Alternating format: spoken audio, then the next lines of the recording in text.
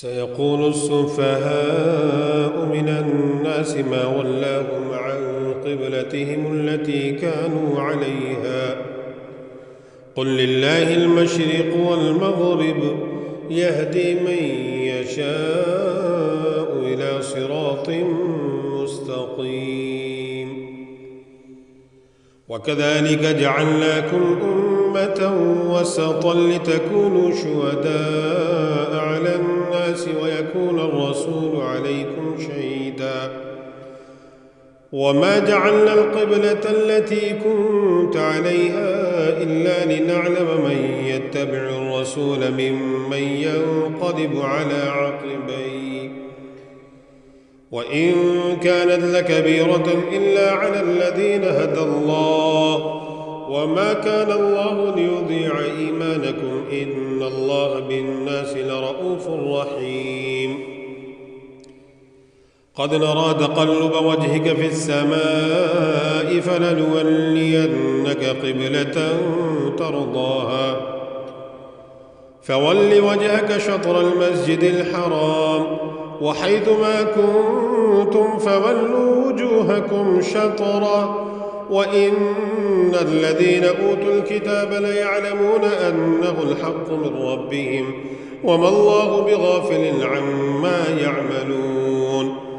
ولئن أتيت الذين أوتوا الكتاب بكل آية ما تبعوا قبلتك وما أنت بتابع قبلتهم وما بعضهم بتابع قبلة بعض ولئن اتبعت أهواءهم من بعد ما جاءك من العلم إنك إذا لمن الظالمين. الذين آتيناهم الكتاب يعرفونه كما يعرفون أبناءهم وإن فريقا منهم ليكتمون الحق وهم يعلمون. الحق من ربك فلا تكونن من الممترين ولكل وجهة هو موليها فاستبقوا الخيرات أينما تكونوا يأت بكم الله جميعا إن الله على كل شيء قدير. ومن حيث خرجت فول وجهك شطر المسجد الحرام وإنه للحق من ربك وما الله بغافل عما تعملون.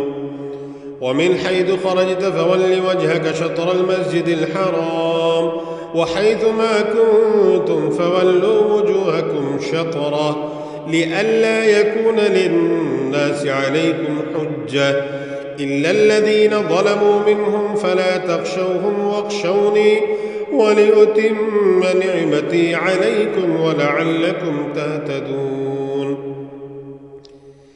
كما أرسلنا فيكم رسولا منكم يتلو عليكم آياتنا ويزكيكم ويعلمكم الكتاب والحكمة ويعلمكم ما لم تكونوا تعلمون فاذكروني أذكركم واشكروني ولا تكفرون.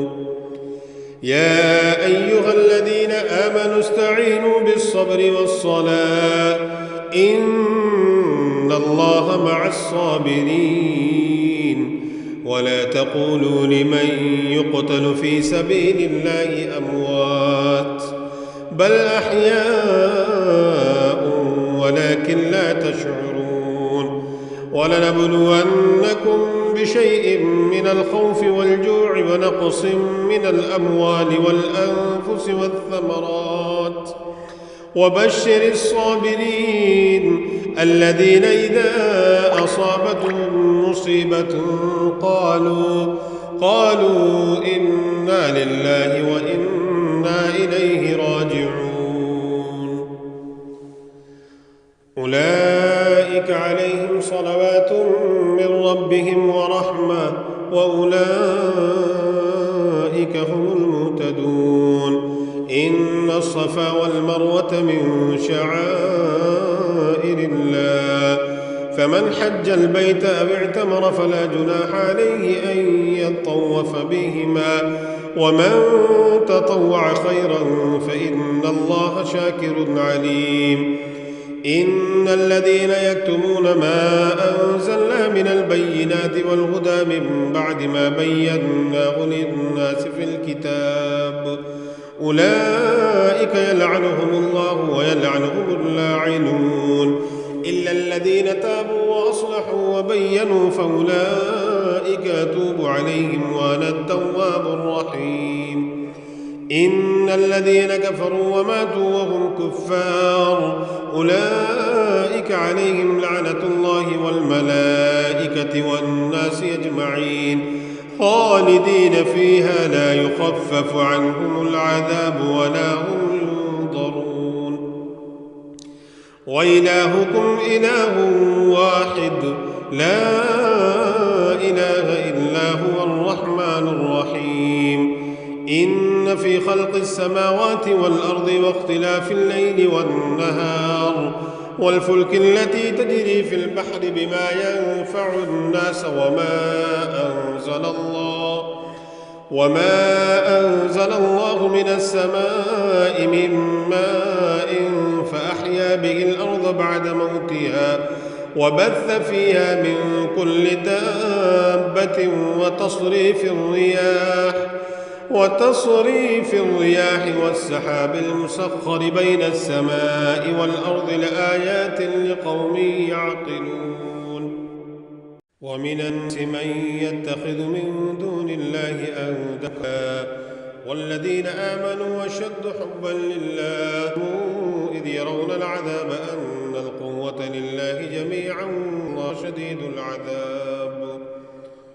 إذ تبرأ الذين اتبعوا من الذين ورأوا العذاب وتقطعت الأسباب وقال الذين اتبعوا لو أن لنا كرة فنتبرأ منهم كما تبرأوا منا كذلك يريهم الله أعمالهم حسرات عليهم وما هم بخارجين من النار. يا أيها الناس كلوا مما في الأرض حلالا طيبا ولا تتبعوا خطوات الشيطان إنه لكم عدو مبين. إنما يأمركم بالسوء والفحشاء وأن تقولوا على الله ما لا تعلمون. وإذا قيل لهم اتبعوا ما أنزل الله قالوا بل نتبع ما ألفينا عليه آباءنا أولو كان آباؤهم لا يعقلون شيئا ولا يهتدون. ومثل الذين كفروا كمثل الذي ينعق بما لا يسمع إلا دعاء ونداء صم بكم عمي فهون. يا أيها الذين آمنوا كلوا من طيبات ما رزقناكم واشكروا لله إن كنتم إياه تعبدون.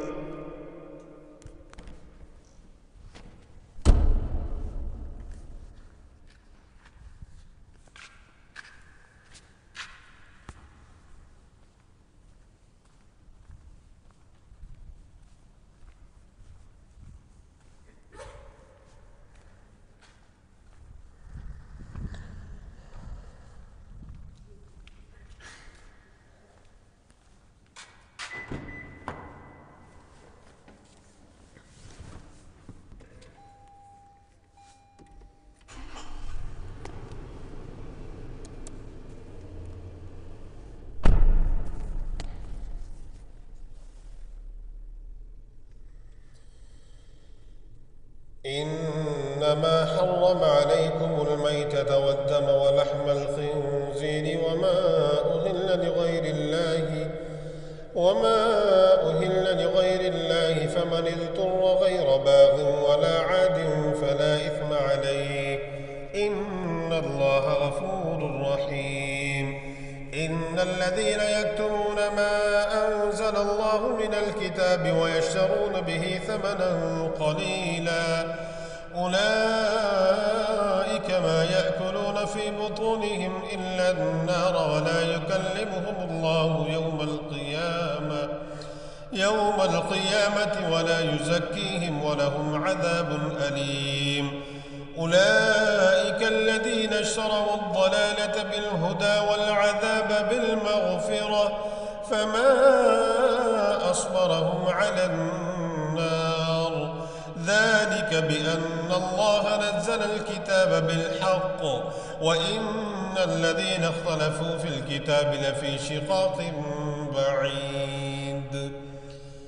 ليس البر أن تولوا وجوهكم قبل المشرق والمغرب ولكن البر من آمن بالله واليوم الآخر والملائكة والكتاب والنبيين وآتى المال على حبه ذوي القربى واليتامى والمساكين وابن السبيل والسائلين وفي الرقاب وأقام الصلاة وآتى الزكاة والموفون بعهدهم إذا عاهدوا والصابرين في البأساء والضراء وحين البأس. أولئك الذين صدقوا وأولئك هم المتقون. يا أيها الذين آمنوا كتب عليكم القصاص في القتلى الحر بالحر والعبد بالعبد والأنثى بالأنثى فمن عفي له من أخيه شيء فاتباع بالمعروف وأداء إليه بإحسان ذلك تخفيف من ربكم ورحمة فمن اعتدى بعد ذلك فله عذاب أليم. ولكم في القصاص حياة يا أولي الألباب لعلكم تتقون. كتب عليكم إذا حضر أحدكم الموت إن ترك خيرا الوصية للوالدين والأقربين بالمعروف حقا على المتقين فمن بدله بعدما سمعه فإنما إثمه على الذين يبدلون إن الله سميع عليم. فمن خاف من موص جنفا أو إثما فأصلح بينهم فلا إثم عليه إن الله غفور رحيم. يا أيها الذين آمنوا كتب عليكم الصيام كما كتب على الذين من قبلكم لعلكم تتقون أياما معدودات فمن كان منكم مريضا أو على سفر فعدة من أيام أخر وعلى الذين يطيقونه فدية طعام مسكين فمن تطوع خيرا فهو خير له وأن تصوموا خير لكم إن كنتم تعلمون. شهر رمضان الذي أنزل فيه القرآن هدى للناس وبينات من الهدى والفرقان فمن شهد منكم الشهر فليصم ومن كان مريضا أو على سفر فعدة من أيام أخر يريد الله بكم اليسر ولا يريد بكم العسر ولتكملوا العدة ولتكبروا الله على ما هداكم ولعلكم تشكرون. وإذا سألك عبادي عني فإني قريب أجيب دعوة الداعي إذا دعاني فليستجيبوا لي وليؤمنوا بي لعلهم يرشدون.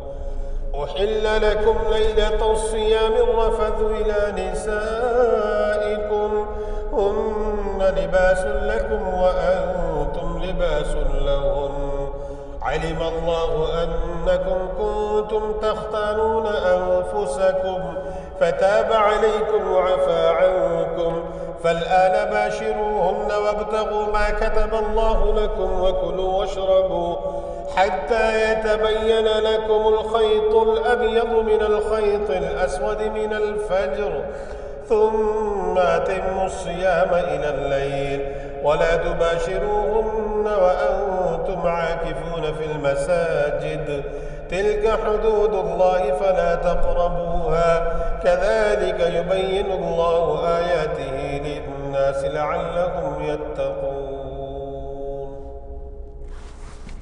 ولا تأكلوا أموالكم بينكم بالباطل وتدلوا بها إلى الحكام لتأكلوا فريقا من أموال الناس بالإثم وأنتم تعلمون يسألونك عن الأهلة قل هي مواقيت للناس والحج وليس البر بأن تأتوا البيوت من ظهورها ولكن البر من اتقى وأتوا البيوت من أبوابها واتقوا الله لعلكم تفلحون وقاتلوا في سبيل الله الذين يقاتلونكم ولا تعتدوا إن الله لا يحب المعتدين واقتلوهم حيث ثقفتموهم وأخرجوهم من حيث أخرجوكم والفتنة أشد من القتل ولا تقاتلوهم عند المسجد الحرام حتى يقاتلوكم فيه فإن قاتلوكم فاقتلوهم كذلك جزاء الكافرين فإن انتهوا فإن الله غفور رحيم وقاتلوهم حتى لا تكون فتنة ويكون الدين لله فإن انتهوا فلا عدوان إلا على الظالمين الشهر الحرام بالشهر الحرام والحرمات قصاص فمن اعتدى عليكم فاعتدوا عليه بمثل ما اعتدى عليكم واتقوا الله واعلموا أن الله مع المتقين وأنفقوا في سبيل الله ولا تلقوا بأيديكم إلى التهلكة وأحسنوا إن الله يحب المحسنين وأتموا الحج والعمرة لله فإن أحصرتم فما استيسر من الهدي ولا تحلقوا رؤوسكم حتى يبلغ الهدي محله فمن كان منكم مريضا أو به أذى من رأسه ففدية من صيام أو صدقة أو نسك فإذا أمنتم فمن تمتع بالعمرة إلى الحج فما استيسر من الهدي فمن لم يجد فصيام 3 أيام في الحج و7 إذا رجعتم تلك 10 كاملة ذلك لمن لم يكن أهله حاضر المسجد الحرام واتقوا الله واعلموا أن الله شديد العقاب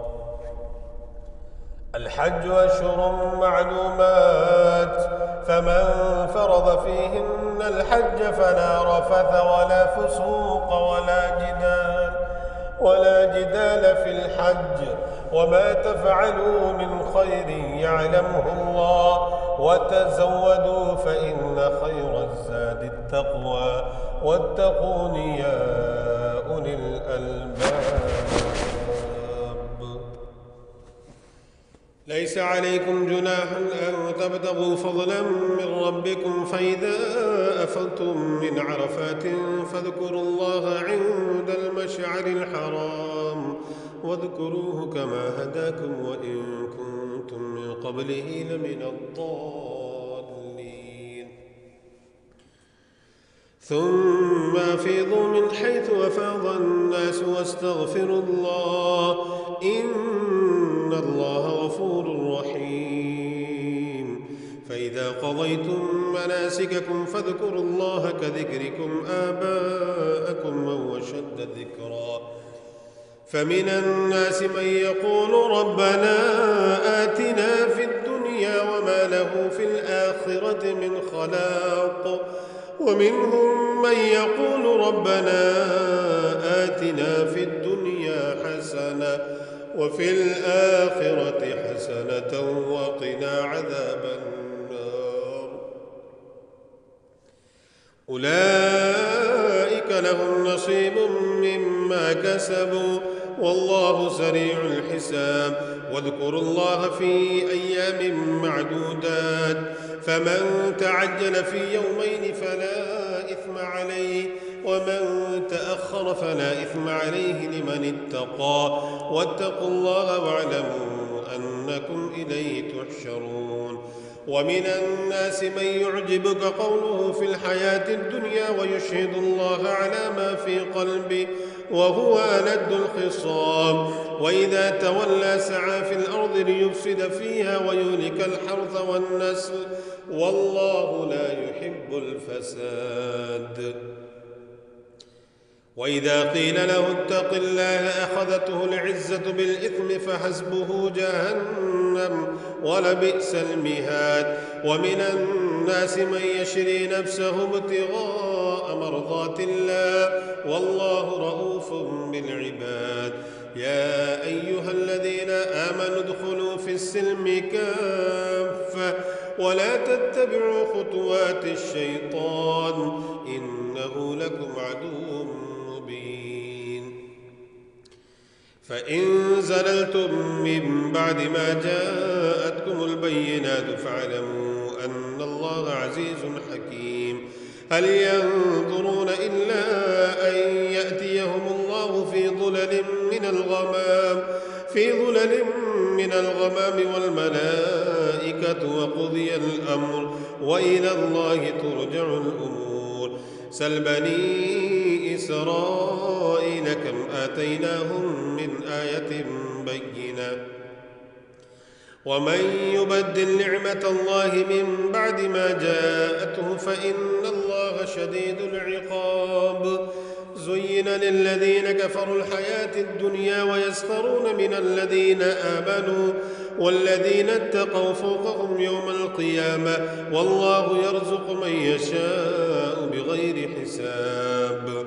كان الناس أمة واحدة فبعث الله النبيين مبشرين ومنذرين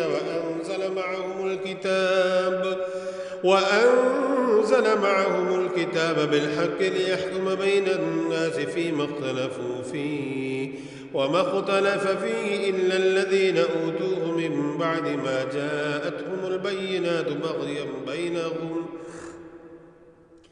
فهدى الله الذين آمنوا لما اختلفوا فيه من الحق بإذنه، والله يهدي من يشاء إلى صراط مستقيم.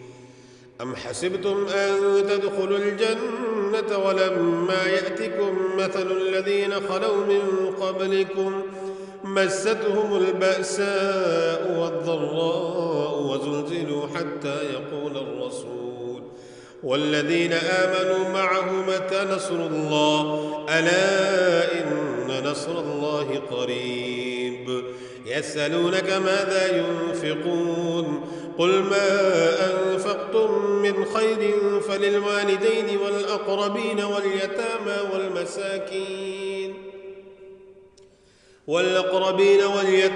والمساكين وابن السبيل، وما تفعلوا من خير فإن الله به عليم. كتب عليكم القتال وهو كره لكم، وعسى أن تكرهوا شيئا وهو خير لكم، وعسى أن تحبوا شيئا وهو شر لكم، والله يعلم وأنتم لا تعلمون. يسألونك عن الشهر الحرام قتال فيه قل قتال فيه كبير وصد عن سبيل الله وكفر به والمسجد الحرام وإخراج آله منه أكبر عند الله والفتنة أكبر من القتل، ولا يزالون يقاتلونكم حتى يردوكم عن دينكم إن استطاعوا، ومن يرتد منكم عن دينه فيمت وهو كافر فأولئك حبطت أعمالهم في الدنيا والآخرة وأولئك أصحاب النار هم فيها خالدون.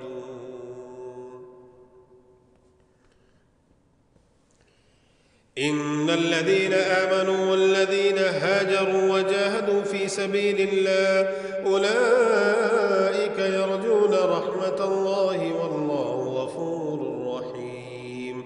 يسألونك عن الخمر والميسر قل فيهما إثم كبير ومنافع للناس وإثمهما أكبر من نفعهما ويسألونك ماذا ينفقون قل العفو كذلك يبين الله لكم الآيات لعلكم تتفكرون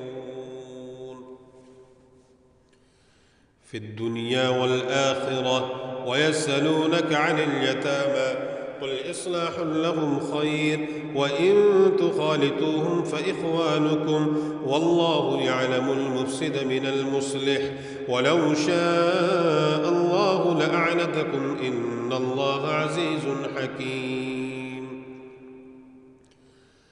ولا تنكحوا المشركات حتى يؤمن ولأمة مؤمنة خير من مشركة ولو أعجبتكم ولا تنكحوا المشركين حتى يؤمنوا ولعبد مؤمن خير من مشرك ولو أعجبكم أولئك يدعون إلى النار والله يدعو إلى الجنة والمغفرة بإذنه ويبين آياته للناس لعلهم يتذكرون.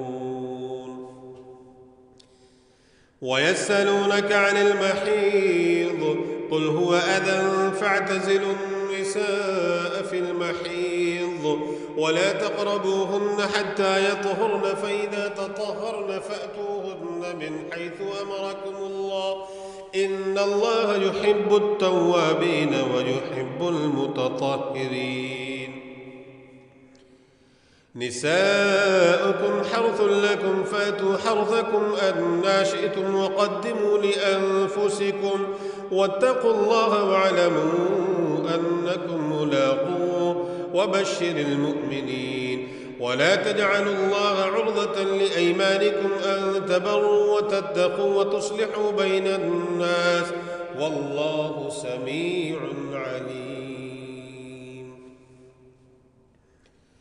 لا يؤاخذكم الله باللغو في أيمانكم ولكن يؤاخذكم بما كسبت قلوبكم والله غفور حليم. للذين يؤلون من نسائهم تربص 4 أشهر فإن فاءوا فإن الله غفور رحيم.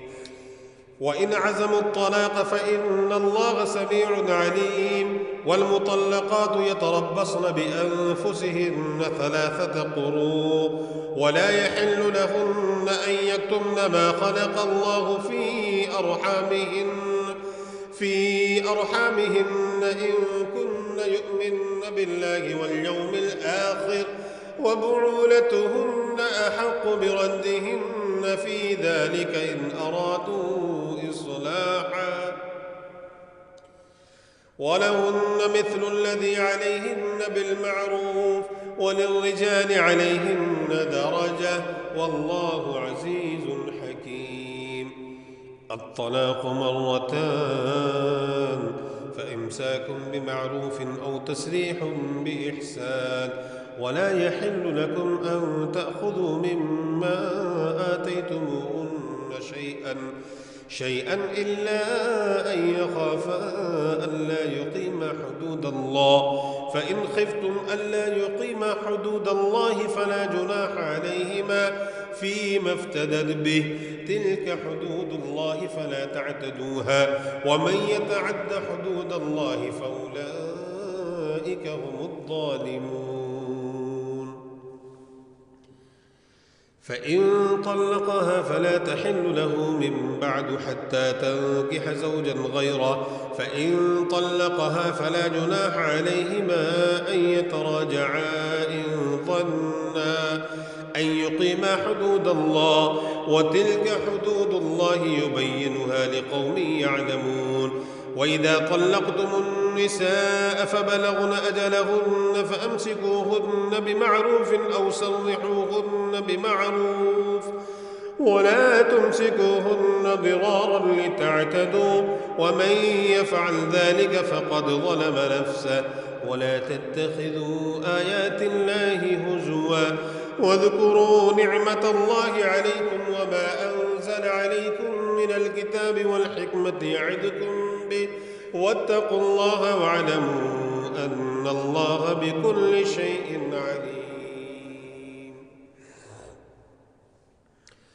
وإذا طلقتم النساء فبلغن أجلهن فلا تعذلوهن أن ينكحن أزواجهن إذا تراضوا بينهم بالمعروف ذلك يوعظ به من كان منكم يؤمن بالله واليوم الآخر ذلكم أزكى لكم وأطهر والله يعلم وأنتم لا تعلمون.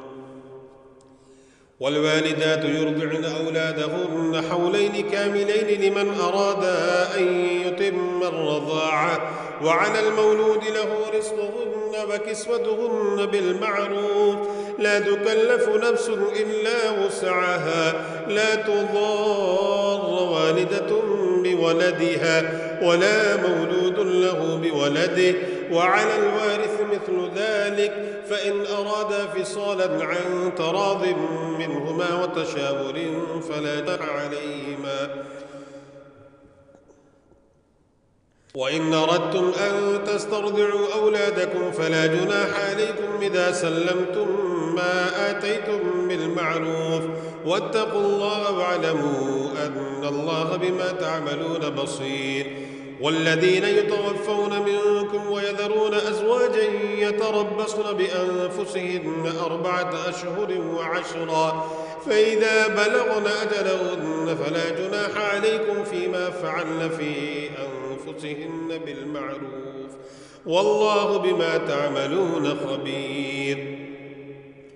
ولا جناح عليكم فيما عرضتم به من خطبة النساء أو أكننتم في أنفسكم علم الله أنكم ستذكرونهن ولكن لا تواعدهن سرا إلا أن تقولوا قولا معروفا ولا تعزموا عقدة النكاح حتى يبلغ الكتاب أجله واعلموا أن الله يعلم ما في أنفسكم فاحذروا واعلموا أن الله غفور حليم. لا جناح عليكم إن طلقتم النساء ما لم تمسوهن أو تفرضوا لهن فريضة ومتعوهن على الموسع قدره وعلى المقدر قدره متاعا بالمعروف حقا على المحسنين. وإن طلقتموهن من قبل أن تمسوهن وقد فرضتم لهن فريضة فنصف ما فرضتم إلا أن يعفون أو يعفو الذي بيده عقدة النكاح وأن تعفوا أقرب للتقوى ولا تنسوا الفضل بينكم إن الله بما تعملون بصير.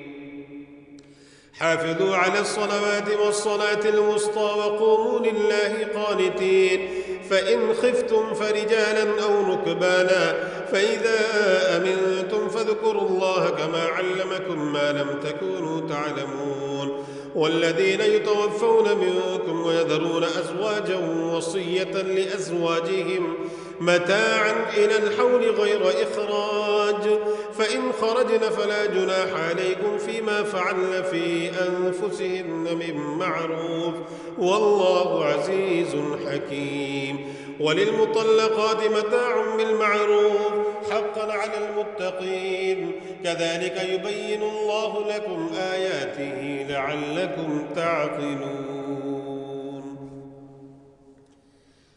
ألم تر إلى الذين خرجوا من ديارهم وهم ألوف حذر الموت فقال لهم الله موتوا ثم أحياهم إن الله لذو فضل على الناس ولكن أكثر الناس لا يشكرون. وقاتلوا في سبيل الله واعلموا أن الله سميع عليم. من ذا الذي يقرض الله قرضا حسنا فيضاعفه له أضعافا كثيرة والله يقبض ويبسط وإليه ترجعون. ألم تر إلى الملأ من بني إسرائيل من بعد موسى إذ قالوا لنبي له ابعث لنا ملكا نقاتل في سبيل الله قال هل عسيتم إن كتب عليكم القتال ألا تقاتلوا قالوا وما لنا ألا نقاتل في سبيل الله وقد أخرجنا من ديارنا وأبنائنا فلما كتب عليهم القتال تولوا إلا قليلا منهم والله عليم بالظالمين وقال لهم نبيهم إن الله قد بعث لكم طالوت ملكا قالوا أنى يكون له الملك علينا ونحن أحق بالملك منه ولم يؤت سعة من المال قال إن الله اصطفاه عليكم وزاده بسطة في العلم والجسم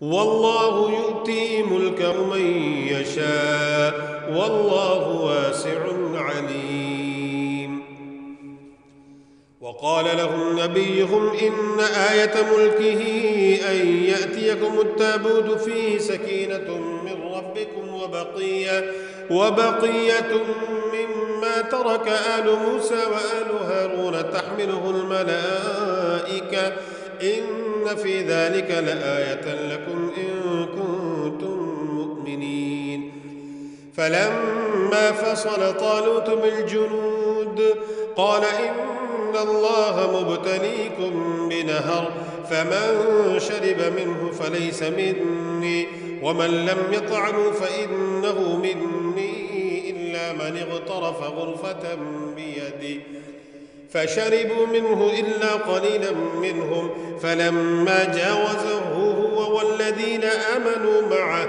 قالوا لا طاقة لنا اليوم بجالوت وجنوده قال الذين يظنون أنهم ملاقوا الله كم من فئة قليلة غلبت فئة كثيرة بإذن الله والله مع الصابرين ولما برزوا لجالوت وجنوده قالوا ربنا أفرغ علينا صبرا وثبت أقدامنا وانصرنا على القوم الكافرين فهزموهم بإذن الله وقتل داود جالوت وآتاه الله الملك والحكمة وعلمه مما يشاء ولولا دفع الله الناس بعضهم ببعض لفسدت الأرض ولكن الله ذو فضل على العالمين تلك آيات الله نتلوها عليك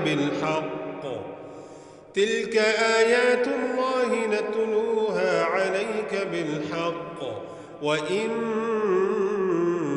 لمن المرسلين